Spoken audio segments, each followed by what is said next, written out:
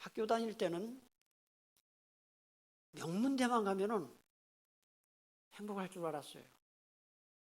학교 성적이 행복의 성적표일 줄 알았습니다. 다 그렇게 생각합니다. 부모님들도 자기 아이는 천재라고 생각하고요. 뭐 영재학교 보내기도 하고 영재 판정받았다고 좋아하고 따지기만 머리 똑같아요. 인생은 성적순이 아니잖아요 라는 그런 말이 있죠. 사람들은 그러니까 공부만 잘하면 다 행복할 줄 알죠. 이게 저도 동창들이 많이 있어요. 소식을 가끔 간접적으로 듣는데요. 물론 공부 잘하는 학생이 잘 되는 경우도 있지만 꼭 그렇지 않고요. 옛날에는 학교에서 꼴등에서 가까웠던 학생이 그런 친구가 오히려 또 세상에 잘 되는 경우도 또 있어요. 그러니까 우리가 너무 이렇게 어떤 작은 일에 일희일비할 필요가 없다. 사회생활 하다 보면은 재력 또 사회적인 신분이 인생의 행복을 결정할 것으로 생각하기도 합니다. 그렇지 않습니다. 여러분, 사람이 나이가 들면 되게 평준화가 되잖아요. 일전에 제가 설교 시간에 한번 인용한 이야기이긴 하지만 누군가 그런 이야기를 했어요. 다 평준화된다. 50대가 되면 지식이 평준화된다. 대학 나온 사람이나 초등학교 나온 사람이나 50대가 되면 세상 사는 지식이 거기다. 60대가 되면 외모가 평준화된다. 미스코리아 출신이나 막노동하는 아줌마나 별 차이가 없어진다. 얼굴에 분을 발라도 윤기가 나지 않기는 마찬가지다. 70대가 되면 부의 평준화가 이루어진다. 부자나 가난한 자나 하루 밥 세끼 먹는 건 똑같다. 눕게 될 무덤의 크기도 한 평이면 족하다. 80대가 되면 생사의 평준화가 일어난다. 산 사람과 죽은 사람의 경계가 모호해진다는 말이다. 죽었다고 억울할 것도 없고 살았다고 죽은 사람만 나을 게 별로 없어진다. 이런 얘기예요. 어느 정도 공감이 되는 이야기다 생각합니다. 세상에서 죽음만큼 공평한 건 없습니다. 나이, 업적 가리지 않고 죽으면 누구에게나 다 찾아오니까요.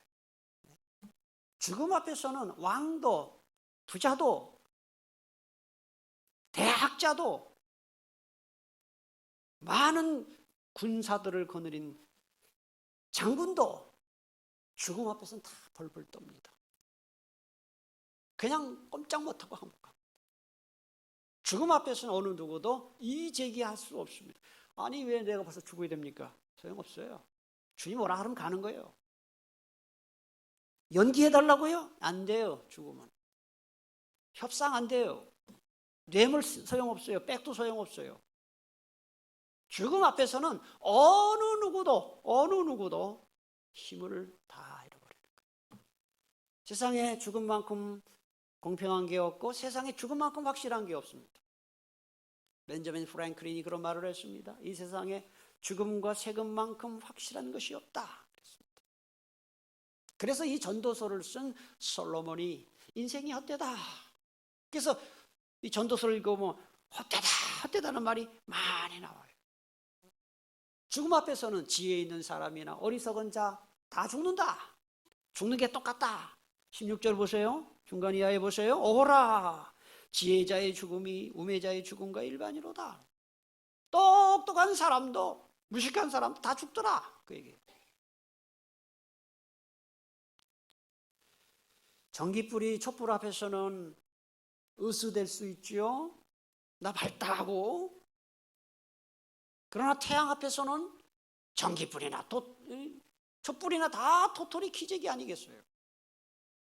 마찬가지로 죽음 앞에서는 똑똑한 사람도 어리석은 사람도 다 똑같다. 그래서 13절에 보니까 지혜가 우매보다 훨씬 뛰어난 것은 사실이다. 13절에 그 얘기는 해요. 그러나 14절 하반절에 보면 다 같다 그래요. 다 똑같다. 다 죽는다. 15절 한번 보겠습니다. 내가 내 마음속으로 이르기를 우매자가 당한 것을 나도 당하리니 내게 지혜가 있었다 한들 내게 무슨 유익이 있으리요 하였도다. 이에 내가 내 마음속으로 이르기를 이것도 헛되도다 하였도다. 여러분 전도서를 읽다 보면 되게 헷갈려요.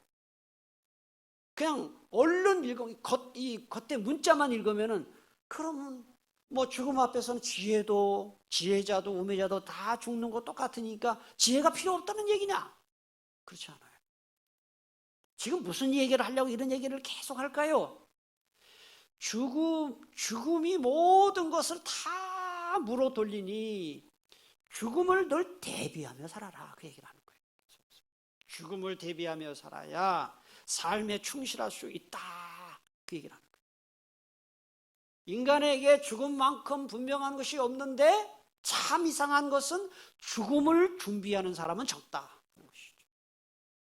죽음을 내가 당할 일로 생각하지 않고 전부 남의 일로 생각한다. 여러분 그런 일이 얼마나 많아요. 장례식장에 갔을 때 아무게 돌아가셨네. 나도 죽는다는 생각을 잘 하지 않아요. 이게 바로 인간의 어리석음이에요. 불행의 원인이에요. 명심보감에 보면 이런 말이 나와요. 인무 100세인 주작 천년계. 이게 무슨 말입니까? 100살도 못 사는 사람이 천년계획 세운다는 말이에요. 그러니까 멀리 내다보지 못하고 그냥 천년만년 살 것처럼 사람들이 산다. 그 얘기입니다. 전도서 7장 4절을 말씀합니다. 지혜로운 사람의 마음은 초상집에 가 있고 어리석은 사람의 마음은 잔치집에 가 있다 그랬어요. 여러분 초상집에 가서 조의금 내잖아요. 그 조의금은요 어떻게 보면요 인생 공부의 수업료예요. 수업. 이 사람이 죽는 것을 보면서 어떻게 살아야 될까 생각하게 하는 거예요. 일종의 수업. 저는 직업이 목사이기 때문에 여러분들보다 훨씬 자주 장례식장에 출입을 합니다. 그리고 지금까지 제가 장례식을 몇 번을 치렀는지 한번 세알해 보다가 그냥 그만뒀어요. 장례식을 수도 없이 많이 치러봤어요. 장례 집례를 여러 번 몇 번 했는지 모르겠어요. 그런데 제가 장례를 치르다가 가끔 난감할 때가 있습니다. 언제 난감한지 아세요? 고인 돌아가셨는데 이 예식장에 가보니까 유족도 몇 명 안 앉아있고 오는 사람도 없고 얼마나 이게 참 민망하고. 네? 아니요 사람이 죽었는데 찾아오는 사람이 드문드문 찾아. 교회에서 만약에 장례 안 했으면 뭐 개미새끼 한 마리 없을 만큼. 장례를 치르다 보면은 고인의 양력을 발표하는 시간이 있습니다. 고인을 소개할 말이 없어요. 뭐 해놓은 게 있어야지. 자식을 똑바로 교육을 시켰나? 뭐 돈을 많이 벌었나? 사회에서 뭐 업적이 있나? 뭐 아무것도 해놓은 게 없는 삶을 산 이런 분들을 집례할 때는 너무 마음이 아파요. 그러면서 정신이 번쩍 나요. 나도 언젠간 죽을 텐데 내 장례를 집례할 목사님이 나를 어떤 사람으로 소개하겠나?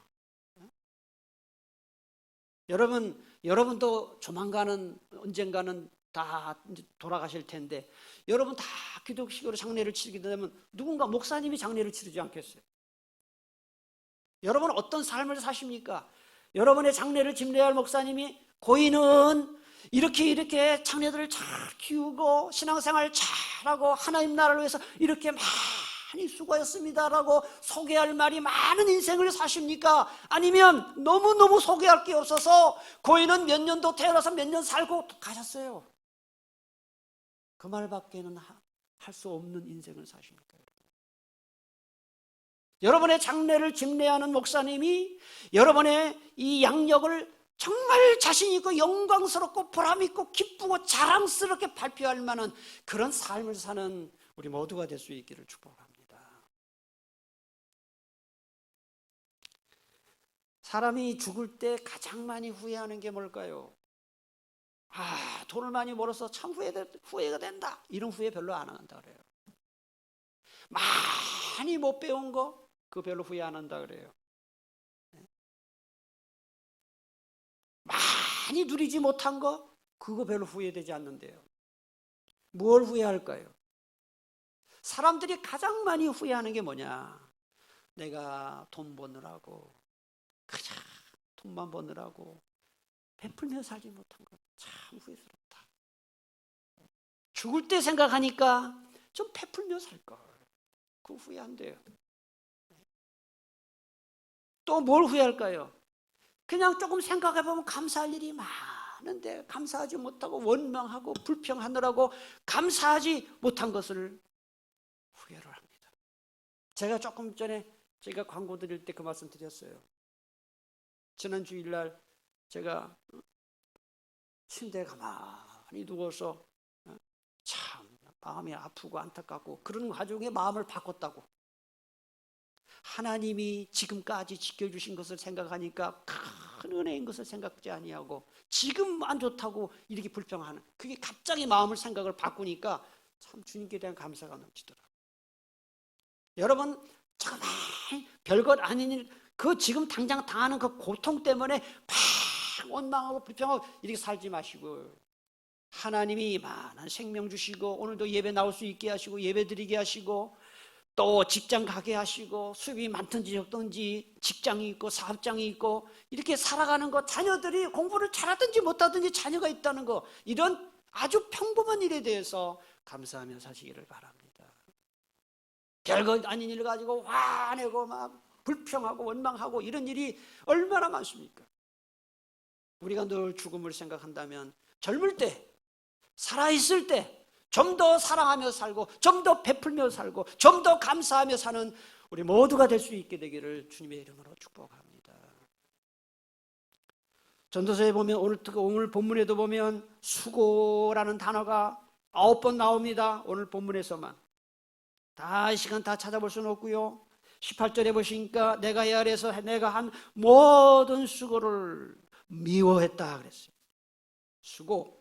19절에도 수고라는 말이 나오고요. 20절에도 보니까 그러므로 내가 해 아래에서 한 모든 수고에 대하여 내가 내 마음에 실망하였다 그랬어요. 21절에도 수고라는 말 2번 나오고요. 22절에 보니까 사람이 해 아래에서 행하는 모든 수고와 마음에 애쓰는 것이 무슨 소득이 있으랴. 전도서의 저자인 솔로몬은 자기 한 수고를 미워한다, 실망했다, 그리고 무슨 유익이 있느냐 이런 얘기를 말해요. 솔로몬이 인생의 수고를 미워하고 실망하고 무슨 소득이 있냐라고 한 2가지 이유가 있는데, 첫 번째 이유가 18절 중간 이하에 나와요. 이는 내 뒤를 이을 이에게 남겨주게 됩니다. 내가 수고를 했는데 내 뒷사람이 그걸 챙기더라. 19절도 보니까 중간에 보니까 내가 해 아래 지혜를 다하여 수고한 모든 결과를 그가 다 관리하리니 이것도 헛되다. 21절도 보니까 어떤 사람은 그 지혜와 지식과 제조를 다하여 수고하였어도 그가 얻은 것을 수고하지 아니한 자에게 그의 몫으로 넘겨주리니 이것도 헛된 것이며 간악이다. 무슨 얘기예요 여러분? 애쓰는 사람, 덕 보는 사람 따로 있더라. 얘기. 돈 버는 사람 따로 있고 돈 쓰는 사람 따로 있더라, 이런 얘기예요. 그 생각하니 참 헛되다, 그 얘기를 하는 거예요. 실제로 보면요, 부모가 특히 옛날 어르신들 다 그랬잖아요.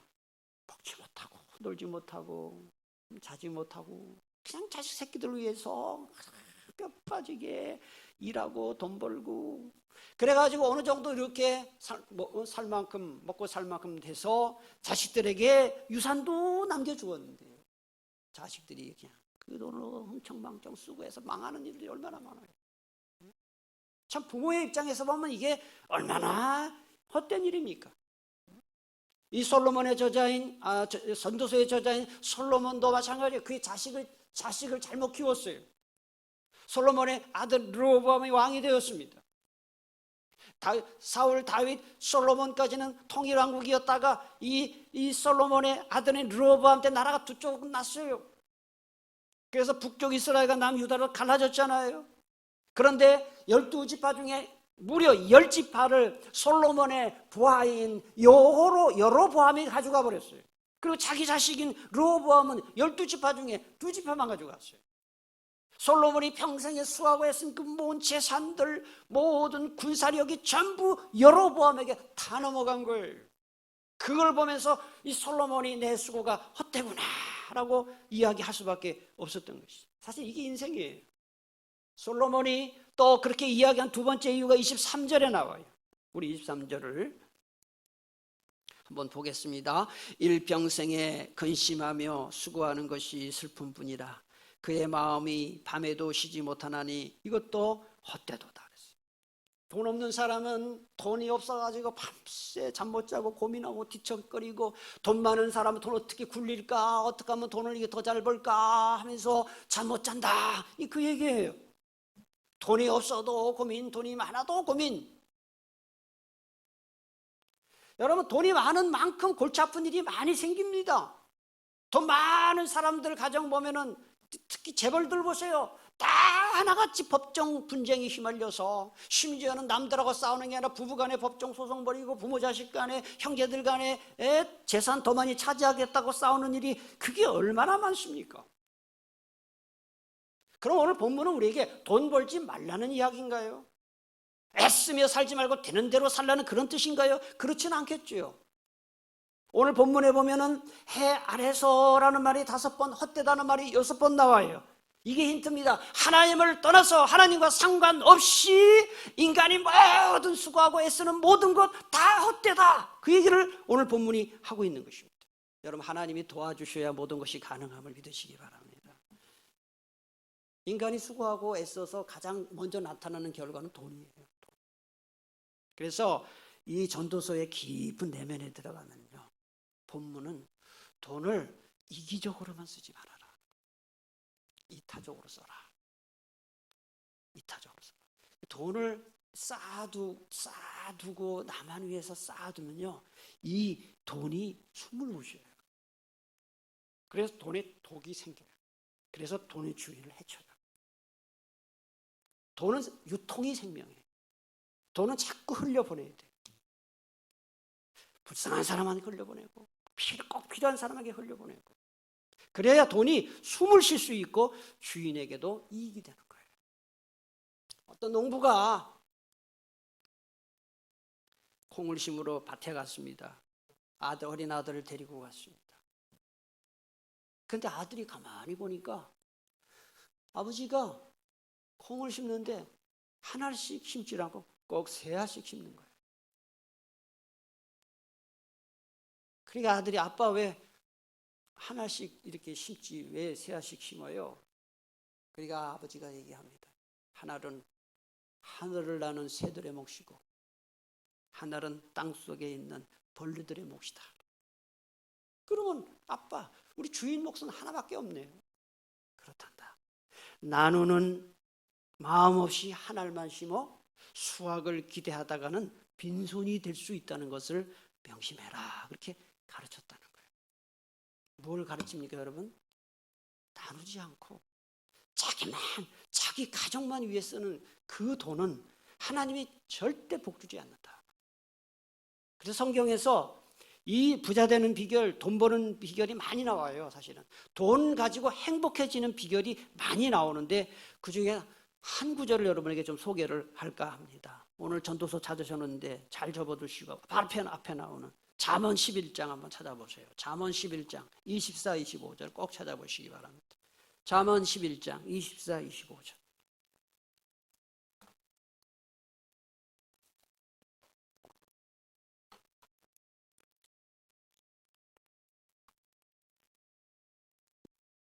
(24절) 25절 함께 봉독합니다. 흩어 구제하여도 더욱 부하게 되는 일이 있나니 과도히 아껴도 가난하게 될 뿐이니라. 구제를 좋아하는 자는 풍족하여질 것이요 남을 윤택하게 하는 자는 자기도 윤택하여지리라. 아멘. 이게 바로 돈 버는 비결입니다. 돈 버는 비결이 성경에 나와요. 남을 윤택하게 하면 자기도 윤택해진다. 남을 구제할 때 부하게 된다. 이게 성경의 가르침이에요. 여러분, 오늘 말씀을 들으면서 한번 여러분 자신을 곰곰이 생각해 보세요. 아무 계산 없이, 아무 대가 바라지 않고, 아무 조건 없이 누군가에게 돈으로 도와준 적이 있느냐? 있습니까? 한번 생각해 보세요. 저는 우리 교회에서 파송한 선교사님들 말고도 매달 우리 교회에서 10만 원 정도씩 후원하는 그 선교사님들이 몇 분 계셔요. 그걸 이제 협력 선교사라 그렇게 얘기를 합니다. 우리가 보통. 그래서 그분 선교지에 이렇게 가게 되면은 가끔 만날 수도 있는데요.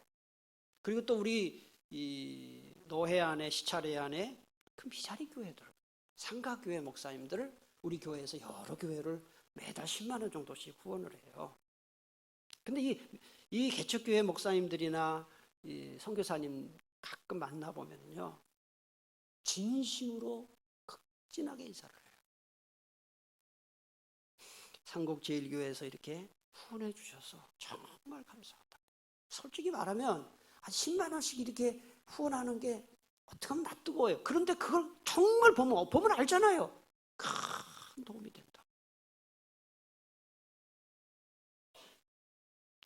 개척교회 목사님들 중에는 우리 지금 시찰에도 그래요. 개척교회 목사님 이상하게 가난할수록 더 많이 아프더라고요. 개척교회 목사님들 중에는 부부가 다 중병에 시달리는 목사님들 계셔요. 그러니까 이 계산이 안 나와요. 월세도 안 되지. 교인이 없으니까. 요새는 더 그렇죠. 거기다 수술까지 하지, 사모님이. 목사님도 안 좋지. 그러니까 이 10만 원이 엄청 큰 돈이에요. 가끔 선교사님들이나 미자리 교회 목사님들을 제가 대접하는 일이 있습니다.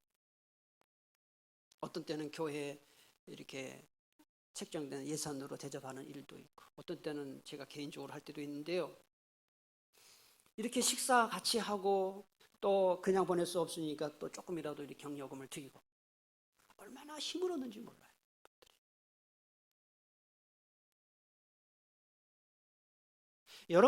여러분이 누군가 정말 하나님 나라를 위해 애쓰는 사람을 위해서, 그리고 어려운 사람을 위해서 여러분의 가진 재물을 아껴서 사용할 때 하나님은 하나를 우리가 남을 주었을 때 10배로 채워주시는 그런 하나님이신 줄 믿으시기를 바랍니다. 여러분 자꾸 움츠리고 딱 이루고 있잖아요. 하나님 다른 방법으로 여러분에게 손에 끼쳐요. 다른 방법으로. 베풀면 생각지 못한 방법으로 우리를 부하게 하시고요. 우리가 하나님께 인색하면요, 다른 방법, 병이 들어서 그 돈 병원비로 갖다 냈든지 무슨 사고를 당한다든지. 베풀며 사는 우리 모두가 될 수 있기를 축복합니다. 24절 중간에 보니까 내가 이것도 본 적, 여기서 이게 뭘까요? 그 앞에 나오는 기쁨이요. 그의 마음을 기쁘게 한다. 기쁨, 행복. 인생에서 얻는 기쁨, 행복, 이게 어디서 나온다고 했는지를 잘 보세요. 24절 중간에 내가 이것도 본즉 어디서 나온다 그랬습니까? 하나님의 손에서 나온다. 여러분 혹시 펜 갖고 오신 분들 잘 줄쳐놓으세요. 내가 이것도 본즉, 이게 뭐냐? 인생의 기쁨과 행복입니다. 인생의 기쁨과 행복이 어디서 나오느냐? 하나님의 손에서 나온다 그랬어요. 이게 사실은 전도서 전체의 주제입니다. 솔로몬이 전도서를 통해서 가장 하고 싶은 말이 뭐냐? 인생의 행복과 기쁨이 어디서 나오냐? 하나님의 손에서 나온다. 전도서 5장 19절도 한번 보시겠습니까? 전도서 5장 19절. 우리 함께 봉독합니다. 또한 어떤 사람에게든지 하나님이 재물과 풍요를 그에게 주사 능히 누리게 하시며 제 몫을 받아 수고함으로 즐거워하게 하신 것은 하나님의 선물이다. 하나님의 선물이다 그랬어요. 여러분, 재물 풍요는 누가 주시느냐? 하나님이 주신다.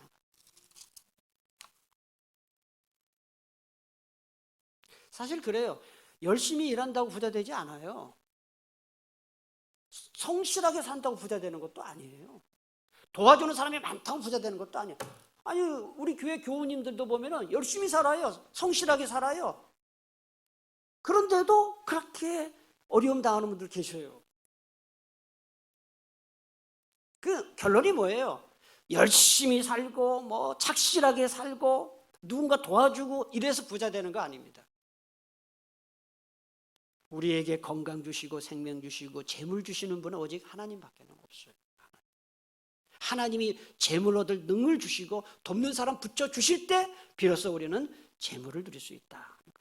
그럼 인간의 모든 생사화복, 생로병사, 성공 실패, 흥망성쇠 다 하나님이 하신다.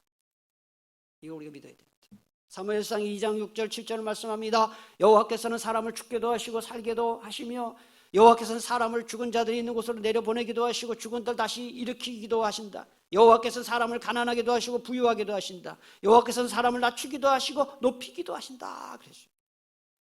다윗은 이렇게 고백합니다. 역대상 29장 11절 12절 천지에 있는 것이 다 주의 것이로소이다. 부와 귀가 주께로 말미암고 또 주는 만물의 주자가 되어서 손에 권세와 능력이 있사오니 모든 사람을 크게 하심과 강하게 하심이 주의 손에 있나이다. 다윗 왕의 이 고백이 우리의 고백이 될 수 있기를 축복합니다. 전도서에는 헛되다는 말이 많이 나온다 그래서 어떤 사람은 전도서는 염세주의 책이다, 비관주의 책이다, 전도서는 허무주의에 관한 책이다. 그렇지 않아요. 헛되다는 말이 많이 나오는 이유는 딱 하나밖에 없어요. 하나님을 떠나서 하나님과 상관없이 하는 모든 일이 헛되다. 그 얘기를 하는 거예요. 하나님은 본래 세상을 아름답게 창조하셨습니다. 그래서 하나님의 창조 원리대로 살아가면 이 세상은 정말 살만한 곳이에요. 오늘 24절을 보세요. 전도서 2장 24절 보세요. 여기 보면 사람이 먹고 마시며 수고하는 것보다 그의 마음을 더 기쁘게 하는 것은 없나니. 먹고 마시는 것, 수고하는 것, 그의 마음을 기쁘게 한다 그랬어요. 하나님은 우리가 금욕주의자가 되는 것을 원치 않으셔요. 늘 골방에 들어와서 기도만 하고 있어라. 절대 하나님 그렇게 명령하지 않았어요. 죄가 되지 않는 범위 내에서 오락도 하고 또 취미생활도 하고 아름다운 자연을 누리기도 하고 때로는 여유가 되면 여행도 다니고 하나님은 우리가 행복하게 살기를 원하고 계셔요. 하나님은 우리가 착각하면 안 돼요. 인생을 즐겁고 기쁘게 감사하며 살기를 하나님은 원하고 계셔요. 3장 13절 우리 한 구절만 더 보겠습니다. 3장 13절 다 같이 함께 봉독하겠습니다. 사람마다 먹고 마시는 것과 수고함으로 낙을 누리는 그것이 하나님의 선물인 줄도 또한 알았도다. 사람들은 자꾸 대박을 꿈꾸죠. 여러분 대박 있습니까? 대박 없습니다. 대박은 그 마약이나 하는 거예요. 마약. 그냥 평범한 삶에서 평범한 삶에 충실할 때 우리 거기서 작은 기쁨을 얻을 수가 있어요. 그런 작은 기쁨들이 모여서 우리는 큰 기쁨을 얻을 수가 있는 것이죠. 미래의 성공을 위해서 오늘의 희생을 감수하는 것이 물론 의미 있는 일입니다. 큰 목표를 위해서 때로는 절제하는 삶을 사는 것이 참 필요하지요. 그러나 여러분 양면성이 있는 겁니다. 내 미래의 행복을 위한다는 명목으로 오늘 누릴 수 있는 행복을 포기하는 것은 그건 옳지 않아요. 옛날 어르신들 힘든 세월을 사실 우리 어르신들 한번 생각해 보세요. 자식들이 그냥 돈 모아가지고 새 옷을 사서 드렸어요. 그러면 자식들 마음에는 그 어르신들이 그 옷을 잘 입고 다니고 좀 그런 복이 좋을 텐데 옛날 어르신들은 새 옷을 사면 그게 아까워서 또 꽁꽁 동여 말고 서랍 속에 집어넣고 나는 그래도 입던 옷이 좋다 그러고 입던 옷만 입어요. 그러다가 어느 날 돌아가셔요. 한 번도 새 옷을 입지 못하고 서랍 속에 꽁꽁 묻어놨다가 돌아가셔요. 그럼 나중에 장례식 치를 때 자식들이 그 새 옷을 보면서 대성통곡을 합니다. 그릇도 새 그릇을 사주면 얼른 새 그릇을 써야 되는데 또 그릇 속에 서랍에다 그냥 고이고이 모셔놓고 쓰지 못하고 그러다가 세월이 지나고 이사가면 새 그릇이 다 변색이 되고 유행에 뒤떨어서 쓰지도 못하고 어르신들 그렇게 살았단 말이죠. 하나님이 그런 사람을 원치 않아요. 여러분 좋은 것부터 쓰십시오. 나쁜 것만 쓰면요 죽을 때까지 나쁜 것 씁니다. 행복을 뒤로 미루지 마세요. 오늘 하나님이 선물로 주신 하루를 살아가는 동안에 하나님 앞에 감사하며 행복하게 사시기를 축복합니다. 여러분 주변에 만나는 사람 귀히 여기십시오. 여러분이 하고 있는 이 보통 일들, 직업적으로 하는 일들 이거를 귀하게 여기게 하십시오. 그래야 행복할 수 있어요. 오늘 행복하지 않은 사람 내일도 행복할 수 없어요. 그런 점에서 자녀들을 뒷바라지하기 위해서 젊은 부부가 너무 오랫동안 떨어져 있거나 자녀를 위한다는 명목으로 부부가 지나치게 희생을 하는 것은 굉장히 옳지 않습니다. 여러분 성경이 뭐라고 가르치는지를 잘 생각해 보세요. 성경은 부부가 1순위입니다. 부부가 1순위고 자녀는 2순위입니다.